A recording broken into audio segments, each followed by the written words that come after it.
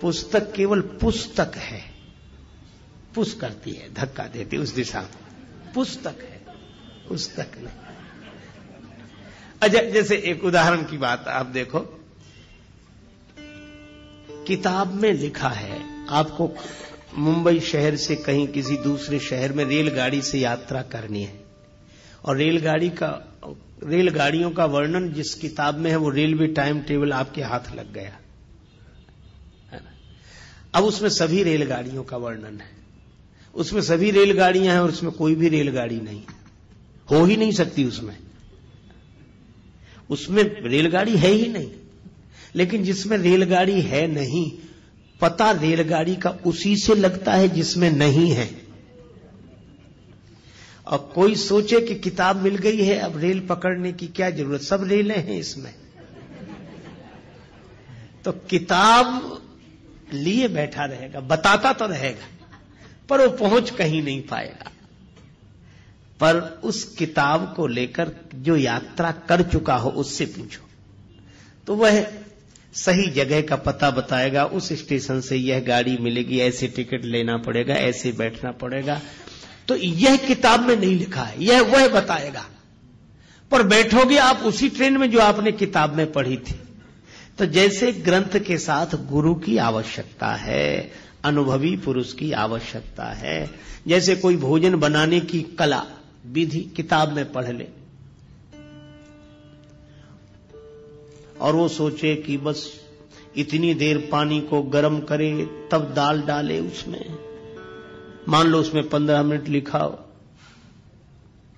और आग ही न जल रही हो और घड़ी देखकर कोई दाल डाल दे, पानी गर्म क्या कुनकुना भी नहीं हुआ था।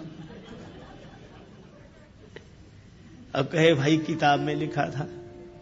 अच्छा, या इतनी आग तेज हो कि वो 15-10 मिनट में ही खौलने लगे पानी, हम 15 मिनट का इंतजार करें क्योंकि किताब में लिखा है।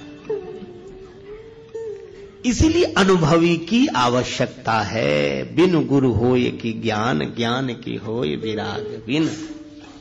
ग्रंथों का मर्म समझने के लिए भी गुरुजनों की शरण में जाना चाहिए। यह परंपरा है और यह परंपरा अनुभवी पुरुषों की है। ये कोई नासमझ लोगों की बनाई हुई व्यवस्था नहीं है। अच्छा, वैसे भी देखो, मैं ब्रह्म हूं यह पढ़कर जान लेने के बाद भी जब तक गुरुदेव के द्वारा नहीं सुनते कि तत्त्वमसि त्वं ब्रह्म हो, तब तक वह ब्रह्मानुभूति होती नहीं है। इसलिए हमारे गुरुदेव भगवान कहते थे, जब तक आत्म लखे नहीं कोई सुखी न होई, और बिन सदगुरु के लखा न जावे भेष पंथ हो कोई। बिन गुरु होई कि ज्ञान हो नहीं सकता। इसीलिए हनुमान जी के चरित्र से यह शिक्षा लेनी चाहिए कि हनुमान जी तो इतने बड़े ज्ञानी। अच्छा, जहां गुरु जी के पास गए वहां तो वो बचपन में ही पहुंच गए थे, बाल समय रवि भक्ष लियो। लेकिन हनुमान जी जानते हैं कि वह एक छलांग थी और जीवन में जो घटता है वो किसी छलांग से नहीं, उसकी व्यवस्था है। उसके आधार पर परंपरा का पालन करना चाहिए, परंपरा नहीं तोड़नी चाहिए। हनुमान जी सोचते वो बचपना था, पर व्यवस्था तो यह है। इसीलिए वे सूर्य भगवान की शरण में गए और विधिवत प्रार्थना की कि मैं आपका शिष्य होना चाहता हूं, मुझे मंत्र दो, मुझे ज्ञान दो, मैं आपका शिष्य हूं, बनना चाहता हूं। सूर्य भगवान ने सोचा कि केवल मंत्र देना होता तब तो कोई बात नहीं, पर ये तो पढ़ने के लिए रहेगा। सूर्य भगवान ने सोचा कि इस बालक को पहले भी कभी देखा है, कौन है ये? अरे याद आया, ये वही है जो बचपन में एक बार आया था। सूर्य भगवान ने सोचा ऐसे विद्यार्थी को पास रखना ठीक नहीं है, पढ़ते पढ़ते कब भूख लगावे। तब तो उतनी दूर थे, तो छलांग लगा के आ गया, यहां तो गुरुजी सामने ही रहेंगे। सूर्य भगवान ने सोचा कि देखो, मन में सोचा ऐसे विद्यार्थी को पास रखना ठीक नहीं है। तो बोले ऐसा है कि हम चलते फिरते गुरु जी हैं, एक जगह तो रहते नहीं। कल कहीं थे, आज कहीं, और उसके बाद फिर कहीं। तो पढ़ो तो ऐसे गुरु जी के पास रहकर पढ़ो जो एक जगह रहते हो।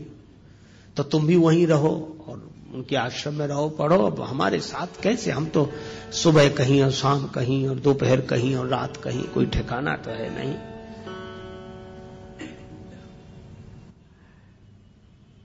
हनुमान जी बोले पढ़ेंगे तो आप सही। अनन्य निष्ठा जो थी, पढ़े। कैसे पढ़ोगे? हम तो चलते फिरते हैं। हनुमान जी बोले तो हम चलते फिरते विद्यार्थी बन जाएंगे। आप जहां जहां चलोगे हम भी साथ साथ चलेंगे, आपकी सेवा करेंगे, पढ़ते चलेंगे। आप भी तो कहीं ना कहीं दोपहर को रहते होगे, रात को हम भी रहेंगे आपके साथ ही, बस साथ ही रख लो बस। सूर्य भगवान ने सोचा यह विद्यार्थी विचित्र, गले ही पड़ गए। सूर्य भगवान ने कहा कि हमारे साथ रहोगे तो भी पढ़ नहीं सकोगे। क्यों? हमारे पीछे पीछे चलोगे तो हमारी पीठ तुम्हारी तरफ होगी, और हमारे आगे आगे चलोगे तो तुम्हारी पीठ हमारी तरफ होगी, तो पढ़ाई कैसे होगी? गुरु शिष्य तो आमने सामने बैठे तब ना पढ़ाई हो। हनुमान जी बोले हाँ यह बात जरूर है। सूर्य भगवान बोले इसीलिए कह रहा हूं कि घर जाओ, पढ़ नहीं पाओगे, ऐसे कैसे पढ़ोगे? हनुमान जी थोड़ी देर रुके। बुद्धिमताम वरिष्ठम, हनुमान जी तो बुद्धिमानों में श्रेष्ठ है। तुरंत बोले इसका भी हल निकल आया गुरु जी। सूर्य भगवान बोले इसका क्या हल है? हनुमान जी बोले हम आपके आगे उल्टे उल्टे चलेंगे, किसी की पीठ किसी की तरफ, आपके आगे उल्टे चलेंगे। सूर्य भगवान बोले वाह, अभी तो पढ़ाई शुरू नहीं हुई, गुरु जी के आगे ही उल्टे चलोगे, फिर पढ़ने से फायदा ही क्या है? काहे को पढ़ रहे कि गुरु जी के आगे ही उल्टे चलेंगे? अच्छा निश्चय है यह तो, कि हम तो आगे आपके आगे ही उल्टे चलेंगे, फिर पढ़ने का लाभ क्या, प्रयोजन क्या? हनुमान जी ने हाथ जोड़कर कहा गुरुदेव यही तो मैं कह रहा हूं कि अगर गुरुदेव का ज्ञान पाकर भी वैसे ही चलते रहे जैसे पहले चल रहे थे तो पढ़ने का प्रयोजन ही क्या है? गुरुदेव से ज्ञान पाकर तो फिर उलटकर चलना चाहिए, जैसे पहले चलते थे वैसे नहीं, अब उलट कर चलो। गई सो गई अब राख रही को, बीत गई सो बीत जान दो अब ही बना लो काम। जो गया सो गया, उसके लिए कुछ मत सोचो। गई सो गई अब राख रही को, जो बचा है उसका उलट कर चलो। सूर्य भगवान बोले बिल्कुल ठीक है, अब पढ़ाऊंगा तुम्हें। भानु सो पढ़न हनुमान गए, भानु मन अनुमान शिशु केल कियो फेर फार सो। हनुमान बाहुक में वर्णन है। भानु सो पढ़न हनुमान गए, भानु मन अनुमान, सूर्य भगवान ने मन में अनुमान करके शिशु केल, बालकों के खेल की तरह फेर फार सब अदल बदल कर दिया। कैसे? बोले पाछले पगन गम मगन गगन मग क्रम को न भ्रम कपि बालक विहार सो।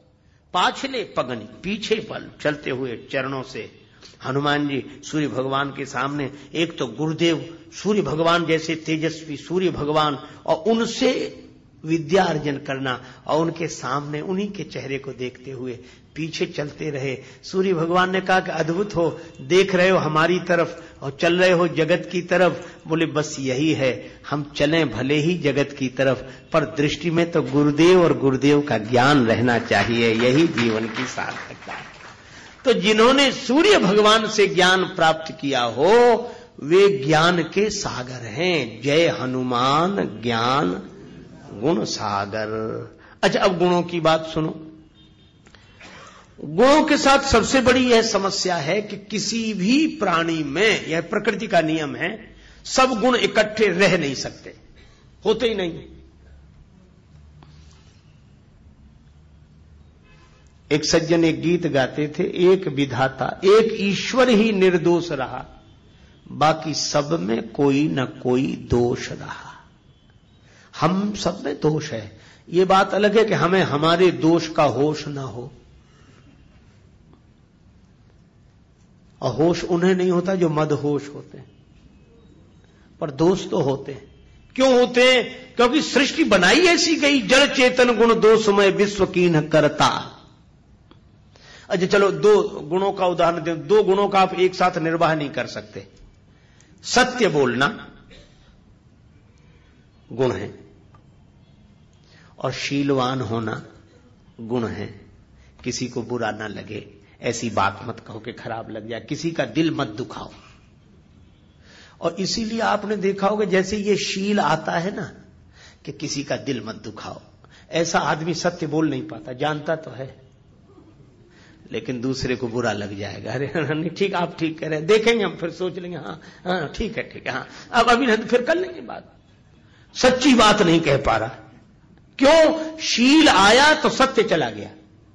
और जो सत्य को बोलते विप्राय शील का पालन नहीं कर पाते, वे कहते भैया किसी को बुरा लगे चाहे भला, हम तो साफ साफ कहते हैं, हाल तुरंत कह दिया, झंझट ही नहीं बात का, फिर तुरंत बोलो। जहां सत्य है वहां शील नहीं है, और जहां शील है वहां सत्य नहीं है।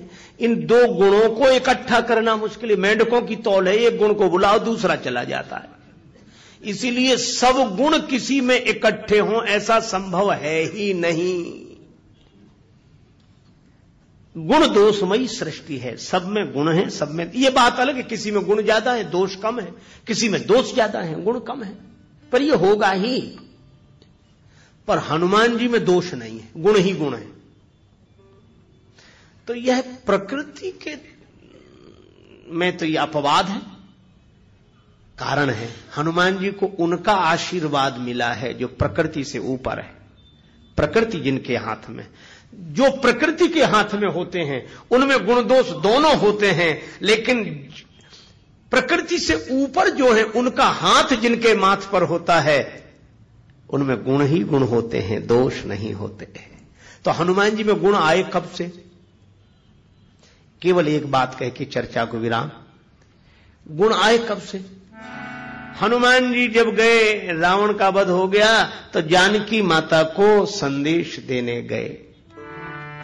दूरी ही ते प्रणाम कपि कीन्हा, रघुपति दूत जानकी चीन्हा। दूर से हनुमान जी ने प्रणाम किया, जानकी माता ने देख लिया कि हनुमान जी को। हनुमान जी ने कहा माता राम जी की जय जयकार हो रही, उन्होंने रावण आदि राक्षसों पर विजय श्री प्राप्त कर ली, माता आप मुक्त हो गई। जानकी माता के आंखों से खुशी के आंसू बरसने लगे। श्री जानकी माता बोली, का देऊं तो ही त्रैलोक के महा कपि किमपि नहीं बानी समा। हनुमान इस शुभ संवाद के बदले में मैं तुम्हें क्या दूं? मेरे पास कुछ नहीं है, मैं तुम्हारी ऋणिया रहूंगी, ऋणी हूं। हनुमान जी बोले, मां ऐसा मत कहो, मां के पास सब कुछ होता है पर मेरे पास तो कुछ नहीं, आशीर्वाद दो मां। बेटे का सबसे बड़ा धन तो मां का आशीर्वाद है। तो जानकी माता ने कहा कि अगर आशीर्वाद की बात है तो बेटा हनुमान मैं यही कह रही हूं, क्या सुन सुत सदगुण सकल तव हृदय बसहु हनुमंत, सानुकूल कौशलपति रहई समेत अनंत। हनुमान सारे सदगुण तुम्हारे भीतर निवास करें। प्रकृति भी मौन हो गई जब जानकी माता ने आशीर्वाद दे दिया, तो हम क्या करें? इसलिए हनुमान जी में कोई दोष नहीं, गुण ही गुण। जय हनुमान ज्ञान गुण सागर, और हनुमान है इसलिए ज्ञान गुण सागर हुए हैं। हनुमान का अर्थ जिसने अपने मान का हनन कर दिया हो, जो अभिमान रहित हो। ज्ञान और गुणों के सागर होने के बाद भी जो अभिमान रहित हैं, उन हनुमान जी महाराज की जय हो, जय हो, जय हो। ऐसा कहते हुए तुलसीदास जी महाराज ने हनुमान चालीसा आरंभ किया। हम लोग हनुमान चालीसा की कथा कह सुन रहे हैं, इसका फल क्या है? जो यह पढ़े हनुमान चालीसा, होई सिद्धि साखी गौरी सा।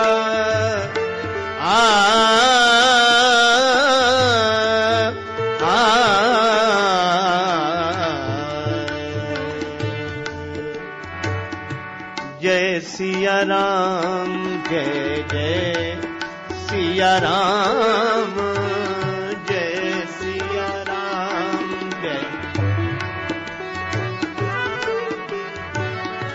जय सिया राम, जय जय सिया राम, जय सिया राम, जय जय सिया राम, जय सिया राम, जय जय सिया राम, जय सिया राम, जय जय हाँ, जय सिया राम, जय जय सिया राम, जय सिया राम, जय जय राम, जय जय राम, जय जय।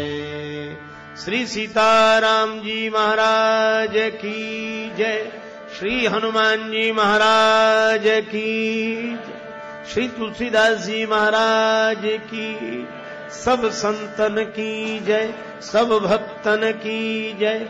जय जय श्री सीताराम, जय जय श्री राधे श्याम, नमः पार्वती पतये, हर हर महादेव। महाराज श्री के चरणों में हम वंदन करें। 2 घंटा अमृतवाणी हनुमान जी के चरित्र पर हम लोग ने सुनी। 2 घंटा कैसा हो गया वो भी पता नहीं चला। कल फिर से यही कार्यक्रम 5:30 से 7:30 और 4 दिन हमें सुनना है। लोगों को आप बताइए कि ऐसी अद्भुत कथा होती है तो जरूर उसका लाभ लेवे सब। फिर से महाराज श्री के चरणों में वंदन करें। ओम पूर्णमदः पूर्णमिदं पूर्णात् पूर्णमुदच्यते पूर्णस्य पूर्णमादाय पूर्णमेवावशिष्यते। ओम शांति शांति शांति। हरि ओम।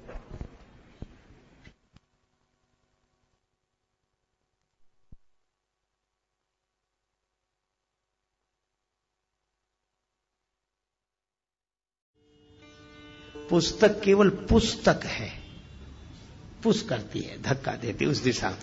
पुस्तक है, पुस्तक नहीं। अच्छा, जैसे एक उदाहरण की बात आप देखो, किताब में लिखा है आपको मुंबई शहर से कहीं किसी दूसरे शहर में रेलगाड़ी से यात्रा करनी है, और रेलगाड़ियों का वर्णन जिस किताब में है वो रेलवे टाइम टेबल आपके हाथ लग गया है ना। अब उसमें सभी रेलगाड़ियों का वर्णन है, उसमें सभी रेलगाड़ियां हैं और उसमें कोई भी रेलगाड़ी नहीं, हो ही नहीं सकती उसमें रेलगाड़ी है ही नहीं। लेकिन जिसमें रेलगाड़ी है नहीं, पता रेलगाड़ी का उसी से लगता है जिसमें नहीं है। अब कोई सोचे कि किताब मिल गई है, अब रेल पकड़ने की क्या जरूरत, सब रेलें हैं इसमें। तो किताब लिए बैठा रहेगा, बताता तो रहेगा, पर वो पहुंच कहीं नहीं पाएगा। पर उस किताब को लेकर जो यात्रा कर चुका हो उससे पूछो तो वह सही जगह का पता बताएगा। उस स्टेशन से यह गाड़ी मिलेगी, ऐसे टिकट लेना पड़ेगा, ऐसे बैठना पड़ेगा। तो यह किताब में नहीं लिखा है, यह वह बताएगा। पर बैठोगे आप उसी ट्रेन में जो आपने किताब में पढ़ी थी,